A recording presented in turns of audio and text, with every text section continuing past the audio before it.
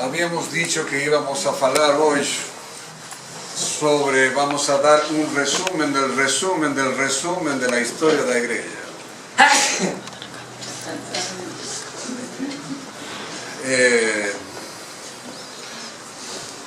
De la crisis de la iglesia, para tener un poquito más de idea de dónde viene toda esta bagunza que estamos a sufrir hoy. Vamos a empezar. Dios crea al hombre y lo crea con todas las gracias y los dones sobrenaturales. El problema es que el demonio es envidioso, que tiene envidia del hombre. El demonio tienta a nuestros primeros padres y nuestros primeros padres cometen el famoso pecado original. ¿Por qué se llama pecado original? Porque es el pecado de origen de nuestra naturaleza. Con lo cual el hombre cae a un punto muy bajo y necesita, para voltar al plano de lo sobrenatural, de la gracia de Dios. Y Dios promete que este hombre caído iba a ser redimido. Vamos a hacer a resumir un poquito la parte del Antiguo Testamento. Entonces Dios, a través de los profetas, anuncia que va a venir un Redentor, etcétera, etcétera, hasta que la redención se consuma. Llega nuestro Señor Jesucristo y voltamos eventualmente a pasar al orden sobrenatural por la gracia que Él nos consigue con el sacrificio de la cruz. Este punto es importantísimo, porque si no hubiese un Redentor, nosotros nunca hubiésemos podido pasar al orden sobrenatural. Nunca hubiésemos podido alcanzar un ser. Y en el mejor de los casos, como pasó con los santos del Antiguo Testamento, hubiésemos a lo sumo caído al primer nivel del infierno, que es el seno de Abraham. O sea que ahí las almas están a sufrir simplemente la no visión de Dios. Entonces los santos del Antiguo Testamento iban al seno de Abraham. Bien, Jesucristo, cuando decimos en el credo, descendió a los infiernos, está a decir de que fue a abrir las puertas del seno de Abraham y a anunciar que estas almas podían ya subir al cielo. ¿Ok? Bien. El problema es que el demonio, así como trabajó aquí, vamos a dibujar al demonio como una serpientita. El demonio no quiere que nosotros nos salvemos. ¿Por qué no quiere? Porque el demonio, que era un ángel de luz, no quiere que somos criaturas inferiores a la de un ángel, alcancemos el grado de eterna felicidad que él perdió para siempre.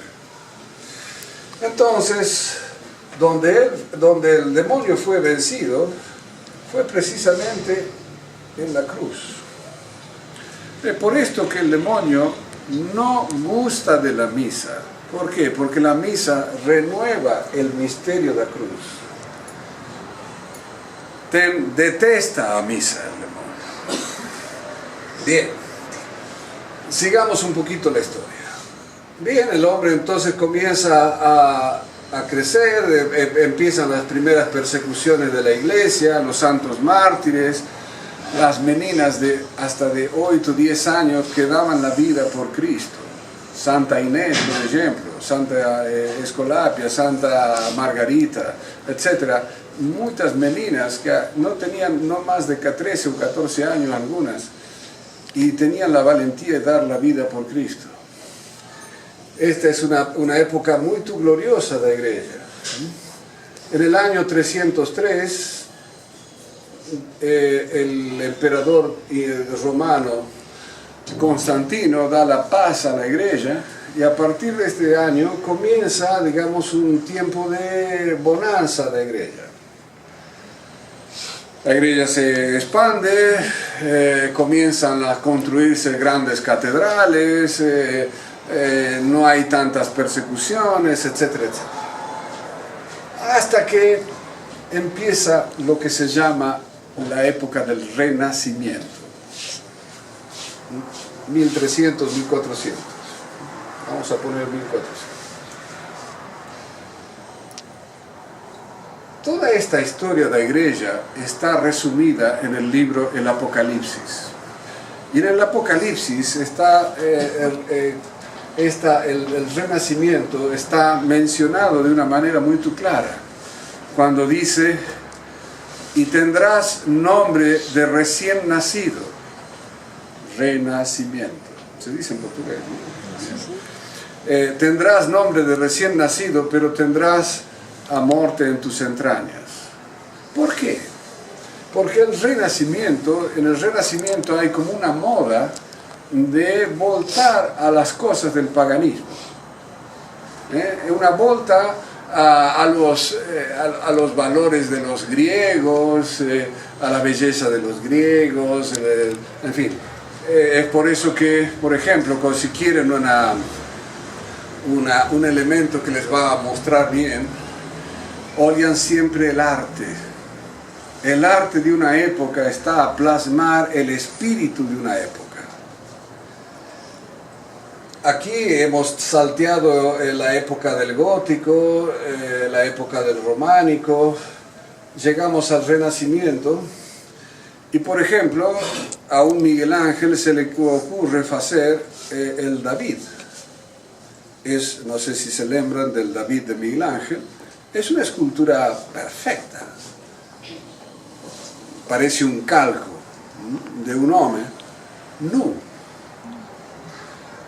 Entonces ya es como diciendo, a mí estas cosas del pudor y esto ya no presta, ¿no? Estamos por el arte, Entonces, esta es una manera de ir mostrando la decadencia de la religión. Bien, entonces comienza la decadencia. Y aparece en el año 1517 un señor que se llamó Martín Lutero, que fue un fraile agustino, que en mala hora se le ocurrió meterse de fraile, y este fraile dice, yo no tengo nada que ver con la iglesia, a mí la iglesia no presta, para mí yo soy el que marco lo que yo tengo que creer, no lo que la iglesia me dice. Entonces él destruye la idea de iglesia. Para Lutero es, ok, Dios existe, y Cristo también existe, pero la iglesia no presta. Entonces tira en mora a la iglesia. Y entre otras cosas, por ejemplo, da a libertad de interpretar la Sagrada Escritura como se le da la gana a cada uno. ¿Quién dictaminaba lo que había que creer o no creer? La Santa Iglesia. A través del Espíritu Santo está a dictar lo que nos debemos interpretar de la Sagrada Escritura. Hay pasajes que son muy difíciles. Entonces, Lutero dice, no, yo no necesito la iglesia, yo interpreto lo que yo quiero. Y es así, por ejemplo, que cuando Jesucristo fala de que Él es el pan bajado del cielo, Él dice, eso es un símbolo. No es verdad que Cristo sea pan y que tenga que darse en alimento. Y por ejemplo, ahí destruye el sacramento de la Eucaristía, por ejemplo. Entonces, ya este es un punto clave, porque aquí lo que está a preponderar es lo que piensa el hombre por encima de lo que Dios ha establecido. Dios ha establecido la iglesia, cuando le dice a Pedro, tú eres Pedro, sobre esta piedra edificaré mi iglesia. Y dice, fala de una sola iglesia, y a la de Cristo.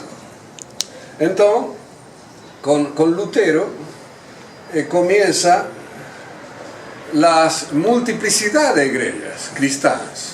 La iglesia evangélica, la adventista, la metodista, la presbiteriana, en fin, hay más de 1000 tipos distintos de iglesias cristianas, entre aspas. Seguimos la historia. Contra esta cosa, contra el protestantismo, la iglesia se defiende y sale el Concilio de Trento. El Concilio de Trento que condena a Martín Lutero, excomulga a Martín Lutero y excomulga todas las ideas liberales, digamos, de Martín Lutero. O sea, el hombre se independice de eso, que el hombre tenga independencia de la iglesia. Sigue a la decadencia, se pierde la mitad de Europa para la cristiandad. O sea, muchos países, por ejemplo, Finlandia, Noruega, la Suecia, Inglaterra, Alemania, Holanda, se pierden para el protestantismo. Piensen vos en la cantidad de almas que se están a perder aquí. Y por otra parte, Dios suscita a una grande reina que fue Isabel la Católica.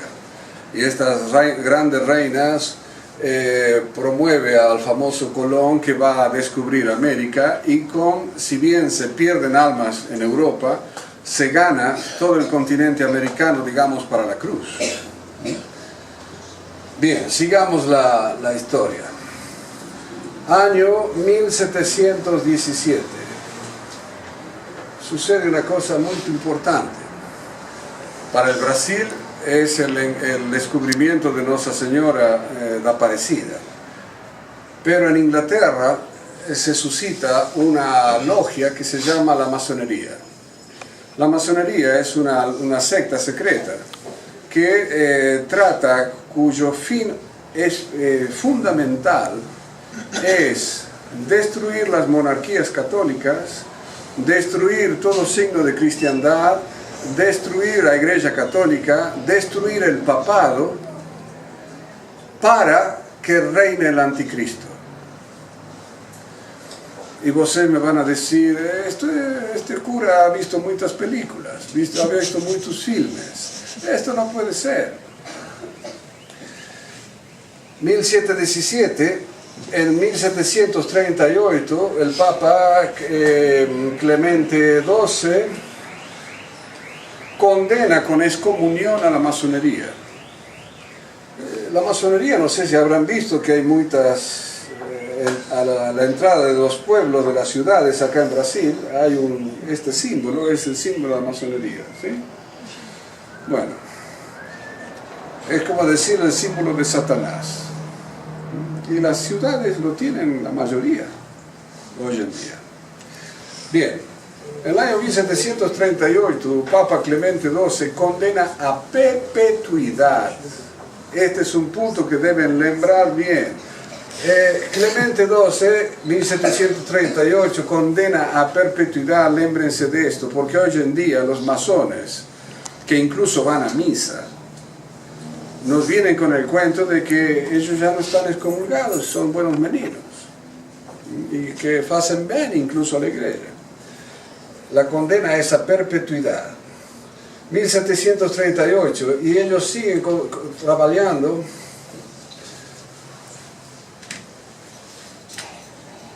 hasta que el año 1789 se produce la Revolución Francesa. La Revolución Francesa es un fruto de la masonería, es una consecuencia de la masonería. Es la primera gran victoria que tiene la masonería. Con lo cual cortan la cabeza al rey de Francia, acabó la principal monarquía católica y se establece la democracia en los pueblos. Bien, hay gran persecución a la Iglesia Católica en la Revolución Francesa, hay muchos mártires en la Revolución Francesa. El facto de que la gente fuese a misa ya significaba para matar a los católicos. Continuamos a crisis. Año 1800, 36. La Santísima Virgen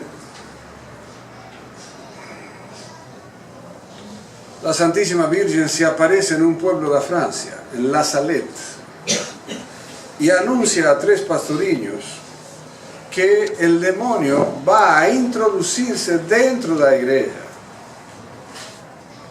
y que tengan mucho cuidado los superiores de congregación, los superiores de seminarios, porque el demonio va a meterse dentro de la iglesia para ocupar altos cargos, y una vez que estén en altos cargos, transformar a la iglesia.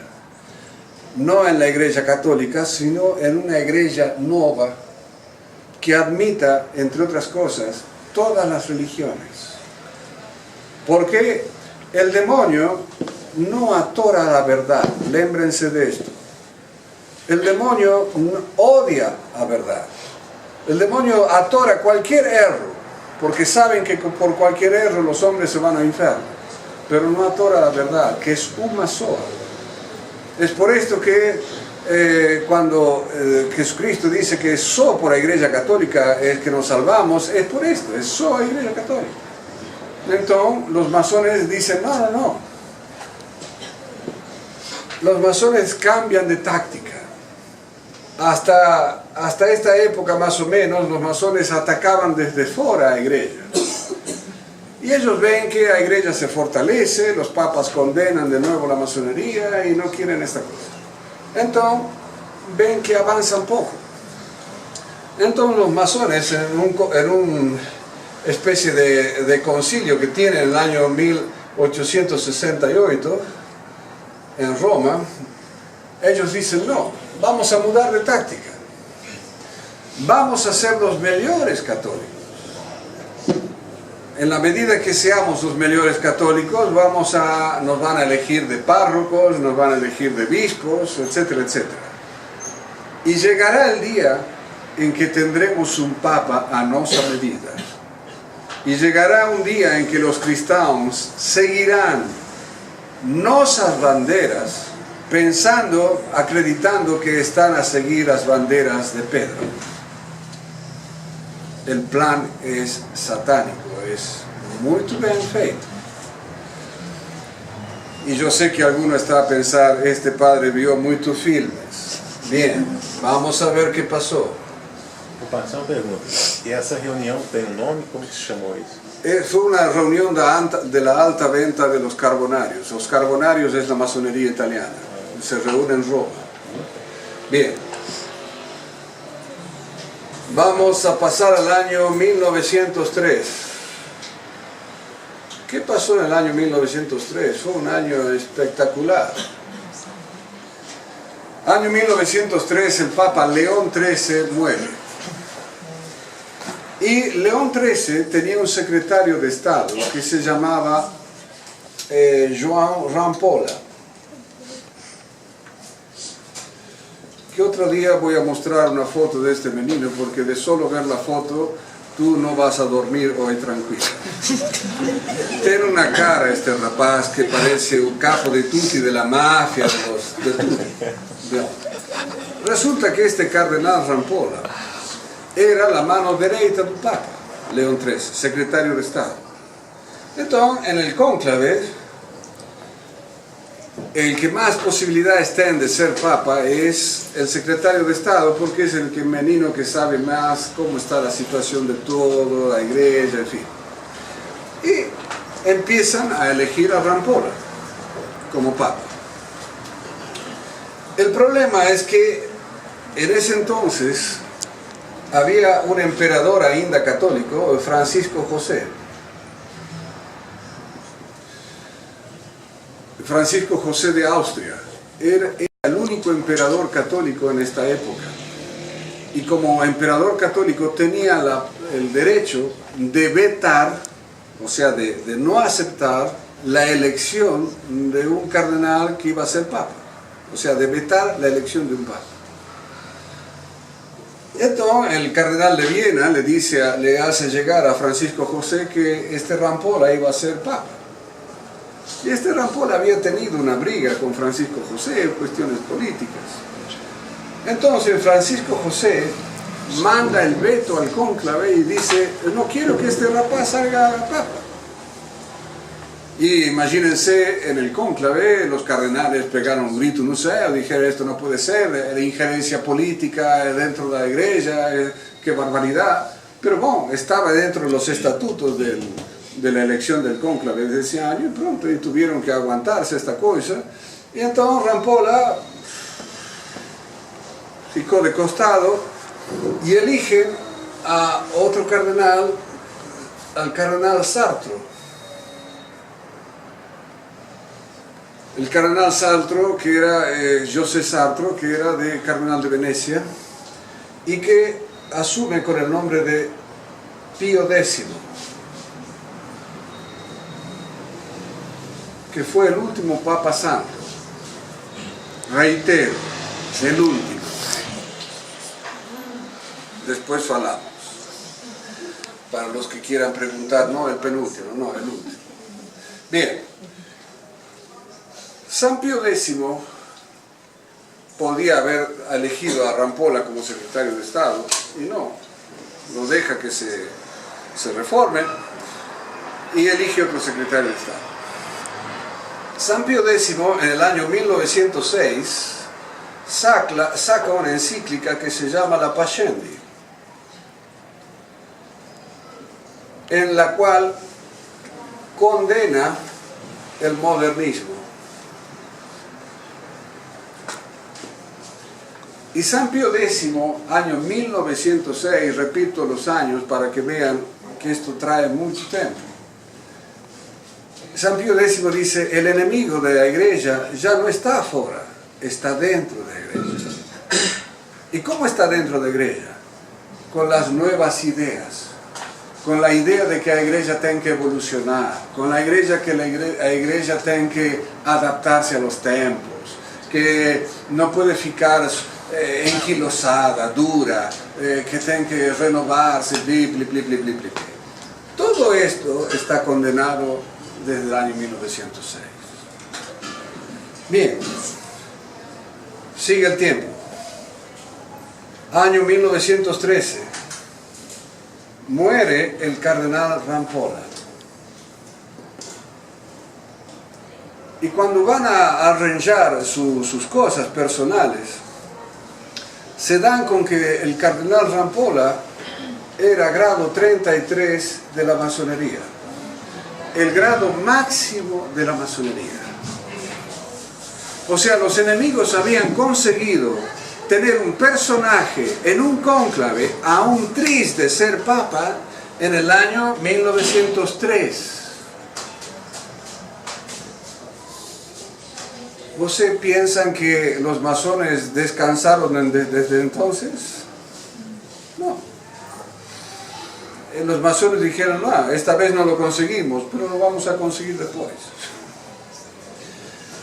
Cuando San Pío X se entera de que Rampolla tenía grado 33 en la masonería, dijo, asqueroso.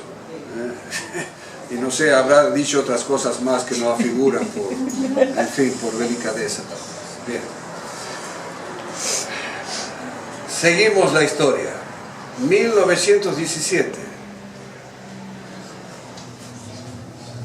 Aparece la Virgen en Fátima.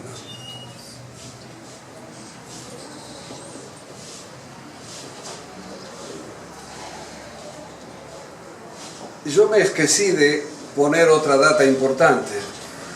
1874. Lourdes.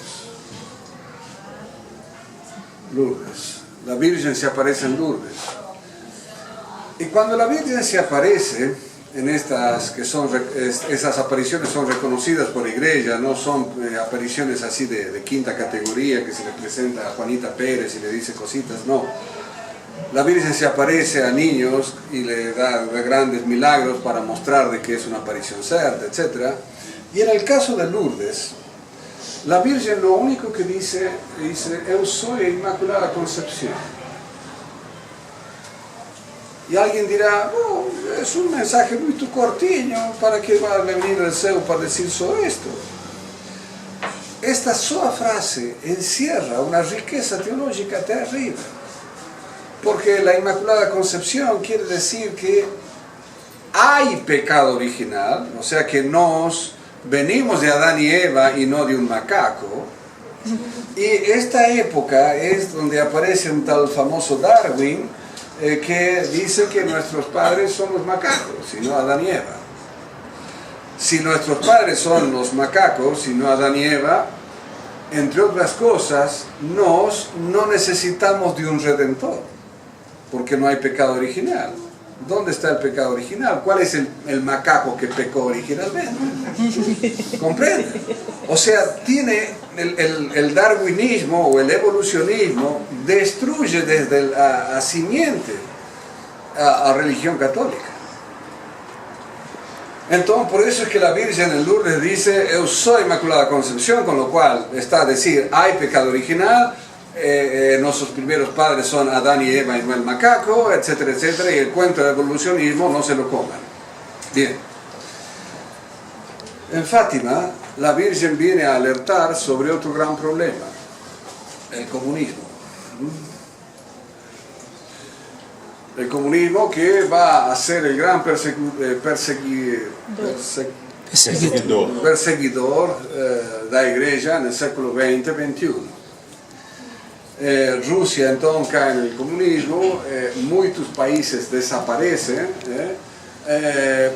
y la Virgen le dice a Sor Lucía, lémbrense que acá se aparece a tres meninos, una de ellas es Sor Lucía, le dice que en el año 1960 tiene que dar a conocer un secreto. Lémbrense de esta fecha, de esta data, 1960. Es una cosita para ir borrando.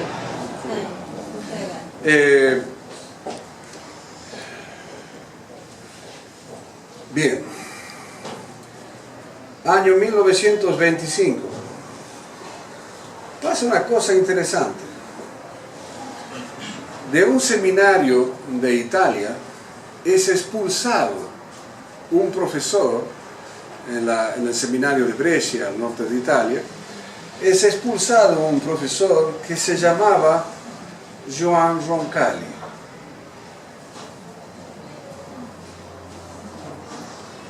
Joan Roncalli, si no sé si le suena este nombrecito, fue después el famoso Juan XXIII, el Papa Bon, que de Bon no tenía nada.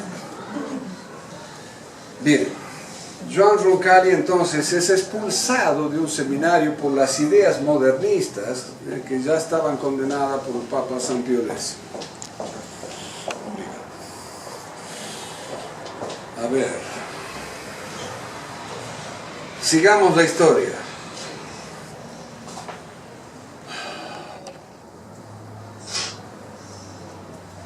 Vamos a poner 1950.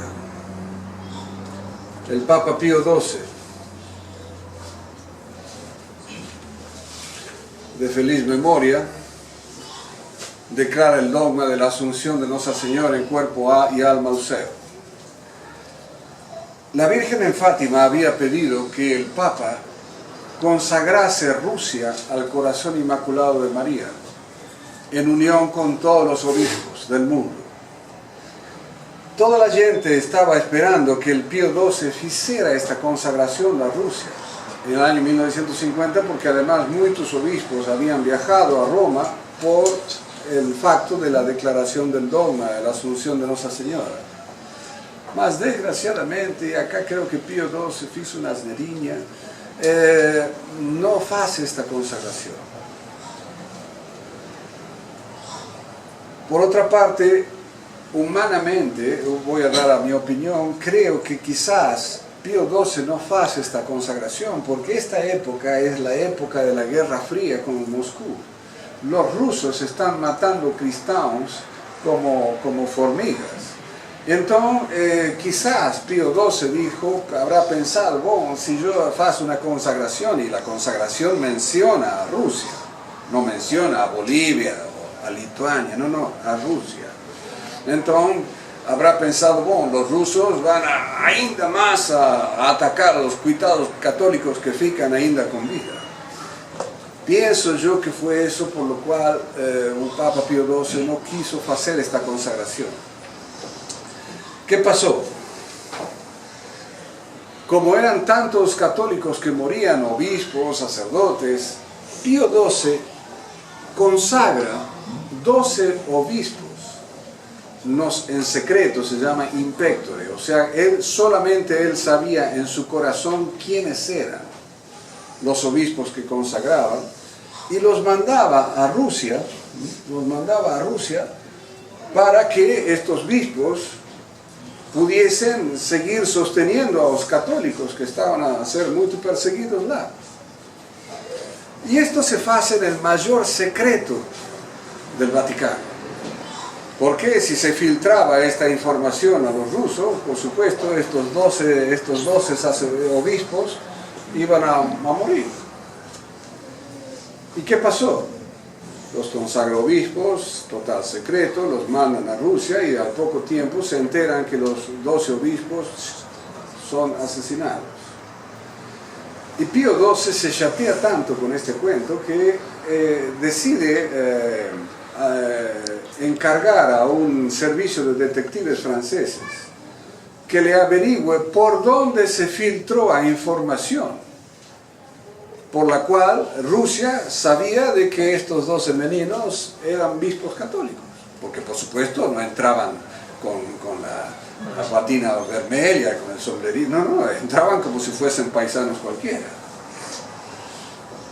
Y esta gente estuvo investigando este asunto hasta que después de un año de investigación le dicen a Pío XII, mira, la única probabilidad que se haya filtrado la información a los rusos es tu secretario de Estado que se llama Joan Montini.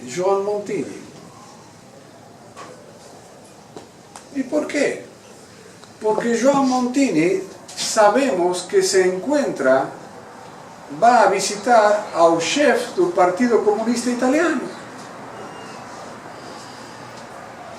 Entonces, Pío XII lo saca a Montini de la Secretaría de Estado.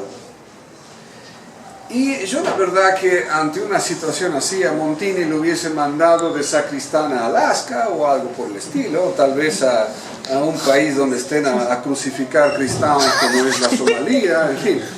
Tal vez así se limpiaba de esta marca, pero bueno. La cuestión es que Joan Montini lo nombran obispo de Milán. Milán, al norte de Italia, es una sede que siempre el que llega ahí es cardenal. Y como castigo, entre aspas, lo dejan obispo a Joan Montini. Bien, continúa la historia. 1958, muere Pío XII y se elige papa a este señor que habían expulsado del seminario en el año 25, que se llamó Roncalli. Y toma el nombre de Joan XXIII. ¿Lo conocen? Hace poco se habló mucho de él. Bien. Y llegamos al año 1960. Año en que la Virgen de Fátima había dicho, el Papa tiene que dar a conocer el tercer secreto de Fátima. Ahora bien, ¿vosotros por qué piensan que la Virgen dijo 1960 y no 1955 o 1948, lo que fuese? Año 1960,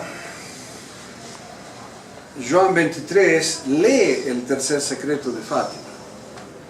Y dicen que en febrero del año 1960 la gente estaba a presionar y estaba ansiosa de saber qué cuernos era el tercer secreto de Fátima.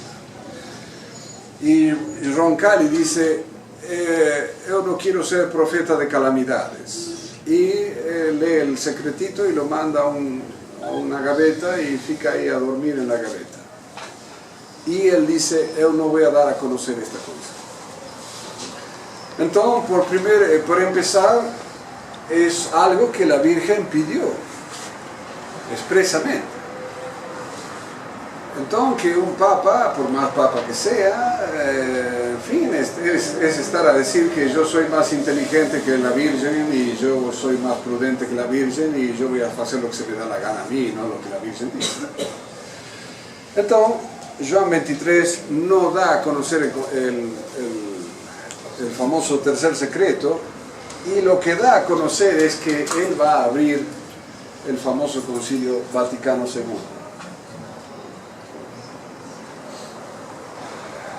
Vamos a irnos aquí.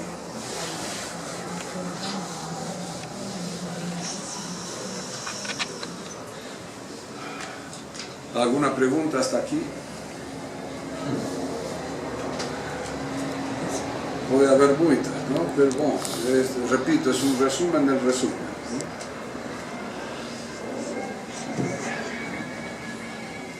¿no? Año 1962. Vamos en cuesta abajo, no subimos, vamos a ponerlo porque vamos a bajar a todo. 1965, en este tiempo se produce el Concilio Vaticano II. Este concilio es el único concilio de la historia de la Iglesia que no fue dogmático. O sea, todos los demás concilios, por ejemplo el Concilio de Trento, cuando surge el protestantismo, la Iglesia se reúne y condena a la herejía protestante. Por ejemplo, cuando se reúne en Nicea, condena el arrianismo, etcétera, etcétera. Siempre que el concilio se junta es para condenar un nuevo error que ataca a la Iglesia. Y aquí en el Concilio Vaticano II, el enemigo estaba representado por la masonería, por el comunismo, y no hay ninguna condena ni a la masonería ni al comunismo. Entonces, ni tampoco al modernismo, que ya había bastantes modernistas. Entonces, al contrario, favorece el modernismo. Y hay una serie de documentos que son totalmente opuestos al magisterio de la Iglesia. Por ejemplo, la Iglesia condena la libre interpretación de la Sagrada Escritura y en cambio condena, por ejemplo, la libertad religiosa, que cada hombre tiene la libertad de elegir la religión que le plazca. No, la Iglesia dice, no somos creados por un único Dios. Y por este único Dios nos debemos buscar al verdadero y único Dios. No tenemos libertad para ver. Entonces, el Concilio Vaticano II tiene cosas espantosas. ¿Por qué? Porque si el concilio fuese un concilio bueno, nos tendríamos que tirar al licio 20 séculos de tradición de la Iglesia. O sea, la gente dice, no, es que el Espíritu Santo faló en el Concilio Vaticano II. Si el Espíritu Santo faló en el Concilio Vaticano II, el Espíritu Santo está a contradecirse, porque unos séculos antes estaba a condenar, por ejemplo, el liberalismo y ahora lo está a favorecer. Entonces, el Concilio Vaticano II no hay manera de salvarlo católicamente. Bien. Año 65, en este interín, muere Juan 23 y se elige como papa a este Montini, que era el que se reunía con un jefe del Partido Comunista Italiano y que fue el responsable de la muerte de 12 obispos del otro lado de la cortina de ferro, con el nombre de Pablo VI. ¿Se acuerdan de él? Pablo VI. Hay un detalle interesante que estaba a ver el otro día. Ustedes saben lo que es el 666. Es el número del anticristo, dice el Apocalipsis, ¿sí? El número de la bestia. Olien la firma de Pablo VI, la asignatura. Papa Paulo VI.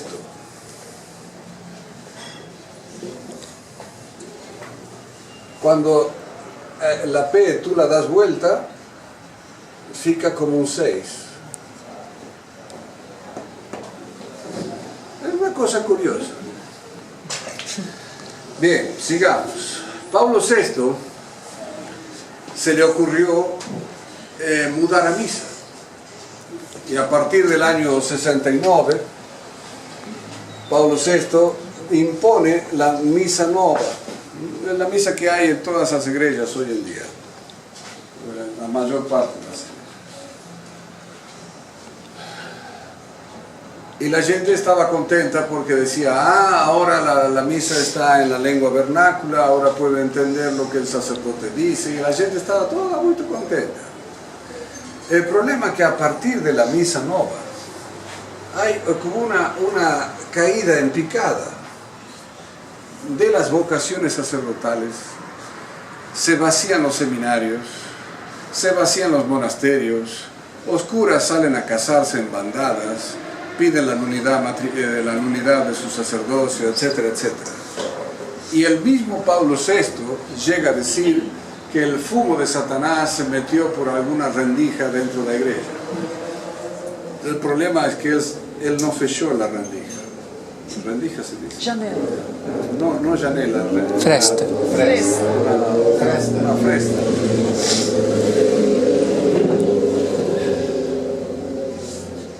Bueno. Año 1978. Aquí hay un interín donde aparece elegido Juan Pablo I. No vamos a detenernos mucho en este. Vamos a pararnos en este, Juan Pablo II. Juan Pablo II, además de favorecer la misa nueva, en el año 1983 saca el nuevo Código de Derecho Canónico. Y en este Código de Derecho es el código que tiene las leyes de la Iglesia. En este código, que fue feito por San Pío X en el 17, se condena con excomunión al que pertenece a la masonería. Si un católico ingresaba a la masonería, le caía una excomunión ipso facto. Y resulta que ahora, en el año 1983, Juan Pablo II, en el nuevo código de las leyes de la Iglesia, ni siquiera menciona la masonería. Es por eso que los masones hoy en día dicen incluso en las iglesias que ellos ya no están excomulgados, que son monseños, que Dios los quiere, el Papa los quiere, el obispo los quiere, todos los quieren. ¿Por qué? Porque ya no está este punto de la ley. Lo que aparece es que dicen que, engrasado, porque la palabra más, palabras menos, dice: si un cristiano entra, un católico entra en una secta que combate a la Iglesia Católica, será duramente castigado. Pero el duramente castigado no sé si es una reprensión del obispo o un tirón de orejas, pero ya no hay, ni siquiera se menciona la palabra excomunión.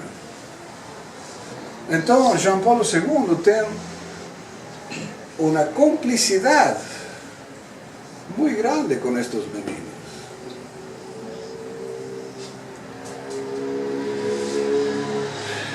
Ustedes van a ver, es difícil el mes que aquí en Brasil por lo menos no nos enteramos de que un obispo fue a dar una palestra a la masonería del lugar. Y en las palestras el obispo dice: porque el querido Juan Pablo II ha tirado la excomunión y entonces ahora los masones son bons y pedimos perdón a los masones por haberlo tratado tan mal. En fin, encima tenemos que golpearnos el pecho por haber prevenido, por lo menos a los católicos, contra la masonería. ¿Qué más? Año 2001, creo que fue el 2001 cuando se da a conocer el supuesto tercer secreto. En el año 2001, Roma da a conocer el supuesto tercer secreto de Fátima,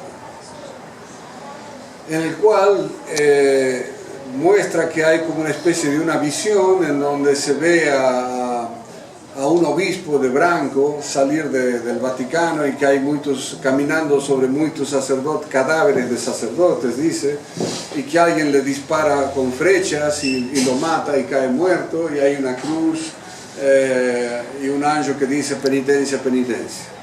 Este es lo que se da a conocer como el tercer secreto de Fátima. El problema es que ese tercer secreto es una visión y no un comentario, digamos. Cuando la Virgen le muestra el infierno a los tres pastorillos de Fátima, les muestra una visión, pero les dice, habéis visto el infierno donde van tantas almas que no se arrepienten, etcétera, etcétera. En cambio aquí en el tercer secreto hay una supuesta visión y no hay ninguna aclaración de lo que es esta visión. Y el tema es que la Sor Lucía, lo que se conoce del tercer secreto es una frase que dice: en Portugal se conservará siempre el dogma de la fe. Si tú pones esta frase en lo que el Vaticano dio a conocer como el tercer secreto, esta frase no encaja en ninguna parte, ni en el comienzo, ni en el medio, ni en el final. Entonces, por eso es que se deduce, entre otras cosas, que el tercer secreto que ellos dieron a conocer es una invención de ellos, para que los fatimistas y los marianos, etc., dejen de fastidiar. Entonces, seguimos esta crisis. Vamos al año directamente 2013, ¿no? Está el Papa Benedicto XVI. El Papa Benedicto XVI hace algo inédito, renuncia al pontificado. Algunos dicen que fue obligado, otros dicen que sí, otros dicen que no. Yo pienso que no, que fue una cosa que él lo quiso hacer. El problema es que en la historia de la Iglesia hubo otros 3 papas que renunciaron, pero hubo situaciones históricas en las que se justificaba que renuncie. Ahora sería un poco cumplido falarlas. Pero estos papas, cuando renunciaban, se iban a un convento y ficaban como simples obispos, y no obispos de Roma precisamente, y se morían dentro de un convento. ¿Por qué? Porque se evitaba de que la gente vaya a pensar de que hay 2 papas simultáneamente.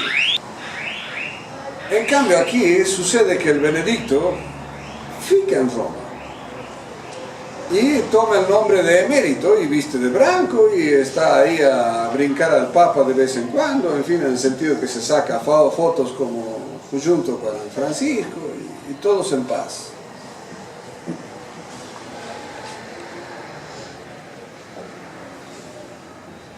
Y llegamos entonces con el Papa en marzo del 2013, se elige al Francisco. Que Francisco, y esto se lo dice un argentino que lo conoce un poquito al Francisco, disculpen, pero a veces yo quisiera hacerme boliviano. 6 o 5 meses antes de que el cardenal de Buenos Aires, Bergoglio, fuese electo obispo de Roma, papa, este hombre aparece, hace una reunión ecuménica con pastores protestantes, judíos y todo estaba Malta, y tú lo vas a ver que está de yuelos, se pone de yuelos delante de un pastor protestante de quinta categoría a recibir una bendición de este pastor. Entonces, claro, tú te preguntas, ¿cómo es posible que el que va a dirigir a la Iglesia Católica se ayoele delante de un hereje?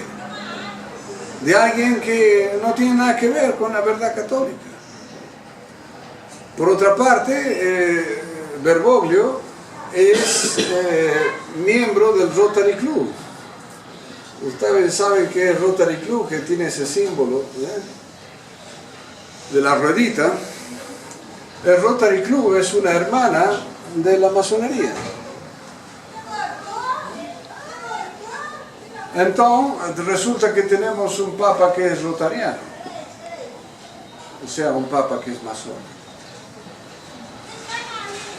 Y lo que no había conseguido Rampolla Celebra en el año 1903, lo consigue en el año 1913 Francisco. Y hay una cosa que presten atención. Francisco continuamente está a decir que él es obispo de Roma, no dice que es papa. Él insiste en que es obispo de Roma. Y uno de los fines de la masonería es la destrucción del papado.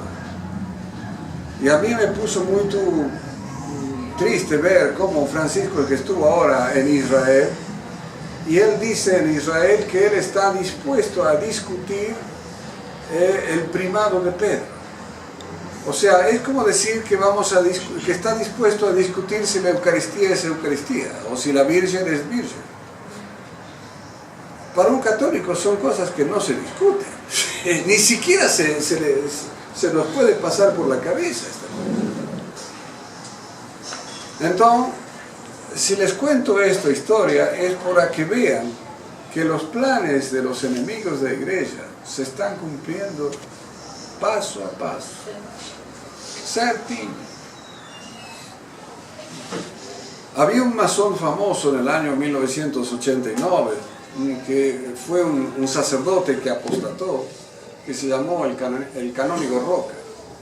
El canónigo Roca, ellos ya empiezan a planear la misa que Pablo VI saca en el año 69.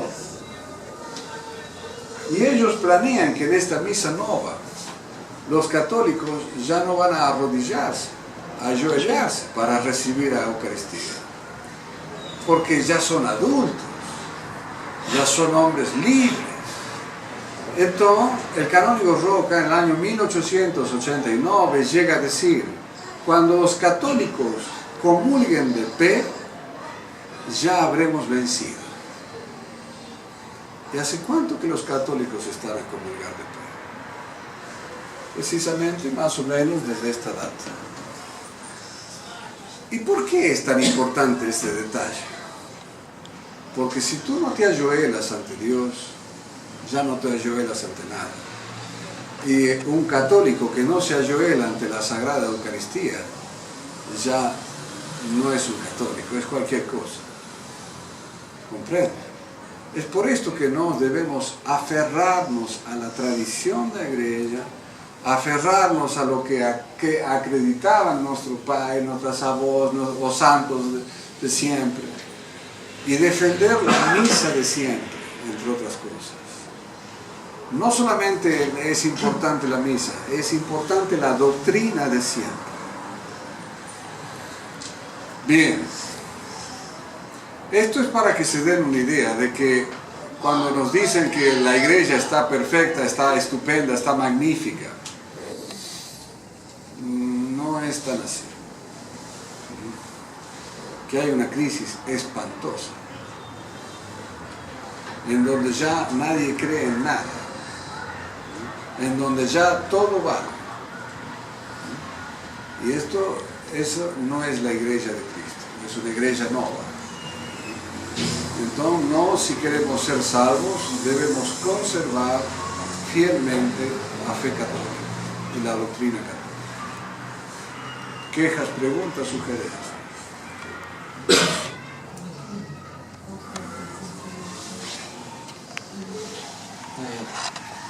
Sobre o encontro de Assis, o senhor mencionou. El encuentro de Asís, año 1986.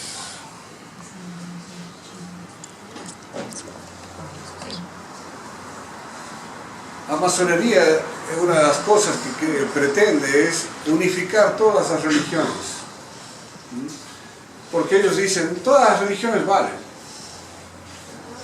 Entonces, Juan Pablo II ahí cumple otro plan de la masonería, de hacer esta reunión donde todas las religiones están al mismo nivel. Desde los paganos, como el Dalai Lama, por ejemplo, hasta el pastor protestante, los presbiterianos, etcétera, etcétera. Entonces, ahí la reunión de Asís fue otro gran logro de los meninos estos.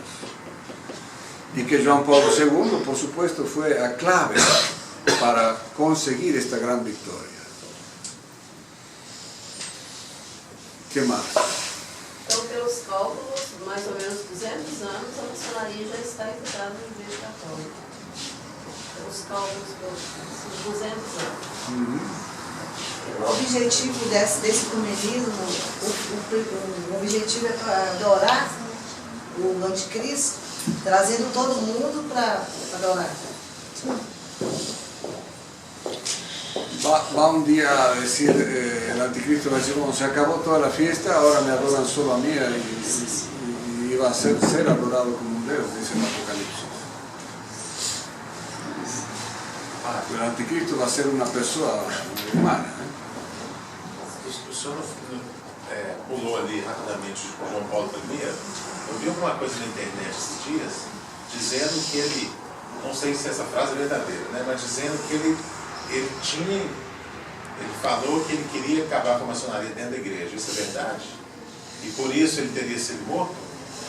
Yo lo que sé es que Juan Pablo I era un liberal, no era un tradicional. Pero se ve que cuando está metido en Roma, en fin, habrá visto cosas de más, en fin.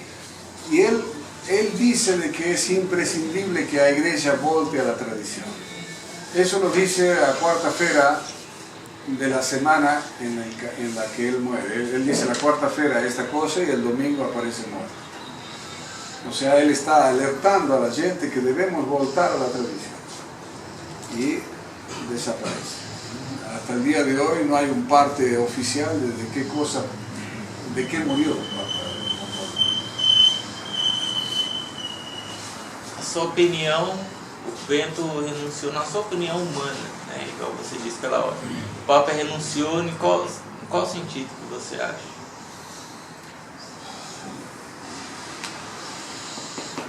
No sentido de cumplir los planes.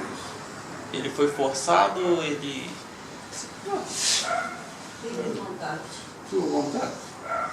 Está ligado ao Francisco para tirar esse nome. Bento XVI tuvo un papel importante porque Bento XVI hizo a creer de que era un tradicional. Entonces esto tranquilizó a muchos espíritus tradicionalistas que dijeron, un papa tradicional, pero no era tradicional. Papa Bento XVI se cansó de ir a sinagogas, a mezquitas, en fin, a montones de lugares, hizo actos ecuménicos que muestran que él no era un papa de tradición. Y a mí me da gracia porque hay blogs en donde dicen gracias Bento XVI, como si fuese un defensor da tradição da igreja. Não. Mas, padre, né, então, o Segredo de Fátima fala de um caso que o Papa seria morto.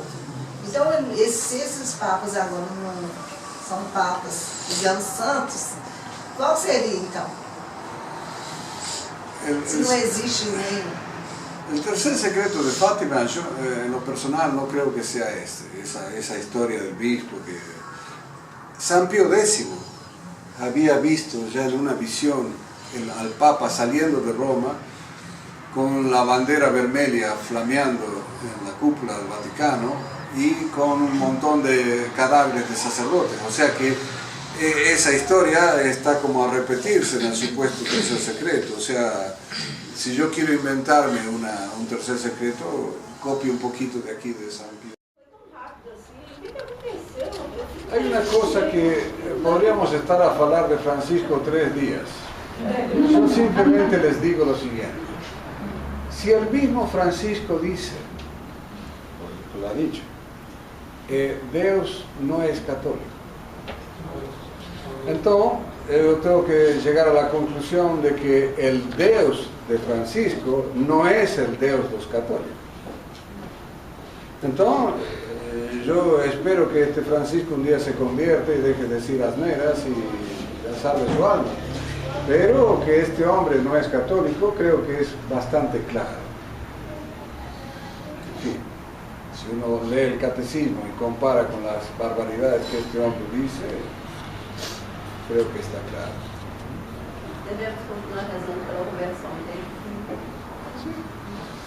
Porque cuando la Virgen dice, el Papa, al fin el Papa me consagrará Rusia, fala de un Papa. ¿Quién es? Él, el emérito, otro que vendrá. E se ele não é católico, então ele também não pode ser papa. Hay disputación. Hay disputación. Correto. Nossa Senhora falou que existe como é que é, 2 reis e uma cadeira vazia. Miren, lo que sí sabemos es que no podemos salvar nuestra alma si nosotros no somos católicos. Si él es católico, no es católico, si es él es papa, no es papa, es un tema que a mí ya me supera. No debemos ser católicos. Y rezar para que si es papa, bueno, se convierta y se Sobre o salve. terceiro segredo, tem alguma modernidade? Qual que é? Alguém sabe? El tercer secreto, los que han estudiado el famoso tercer secreto hablan de que es un papelito con a lo sumo 8 filas. Linhas. 8 líneas. O sea, no son las 4 folias que han dado a conocer en Roma. Estas 8 líneas indudablemente terminan con esa frase de en Portugal siempre se conservará el dogma de la fe. Entonces quiere decir que el tercer secreto fala de algún problema de la fe y que es muy probable que la Virgen haya alertado sobre el famoso Concilio Vaticano II, porque la Virgen pidió ser dado a conocer 1960, que o casualidad es el año en que al Papa Bon se le ocurre inventar el Vaticano II.